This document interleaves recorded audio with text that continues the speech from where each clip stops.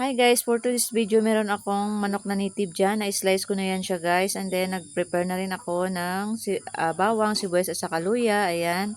And then kasunod niyan guys ay in-slice ko na yung bawang, sibuyas at saka luya. And then naglagay na rin ako ng mantika sa kawali. Nilagay ko na yung bawang, kasunod sibuyas at saka luya. Ayan. And then hinalo-halo ko yan sila guys. And then sinunod ko na rin ilagay yung ano guys, yung manok na native. Ayan. Ah, hinalo-halo ko rin yan siya guys. Ayan. Para maano yung kanyang mga lamas sa karne ng manok. Ayan. Meron din akong ingredients dyan. Toyo, soka, at saka magic sarap. At saka yung pamintang powder. Kasi wala akong buong paminta guys. Ayan. Hinalo-halo ko na yung manok. And then kasunod nyan guys ay lalagyan ko yan siya ng tubig. Kasi ilalaga ko siya muna bago ko siya timplahan ng mga toyo para maging malambot yung ano guys, yung karne ng manok. Ayan. And then kasunod niyan guys, ayan na.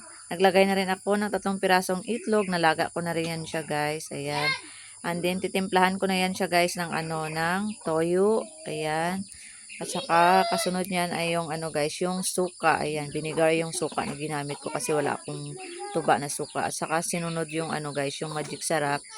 And then kasunod naman yan yung ano guys, yung pamintang powder. Ayan. Dinamihan ko yan guys para medyo manghang siya. At saka kasunod din yung counting sugar. Ayan. And then hinalo-halo ko na yan siya guys para ma-absorb yung lasa ng ano ng mga ingredients niya na tinimpla ko. Ayan. Ayan guys, ano na siya, kunti na lang yung sabaw niya. Ano na yan siya guys, paluto na yan yung ano, yung aking adobong manok. Adobong manok ko yan kasi guys, ayan. Ayan guys, luto na yan siya guys. Kukunin ko na yan siya at ilagay ko na yan sa aking lagayan. Ayan, luto na siya guys. Ready to eat sa breakfast. Bye bye. Thank you for watching.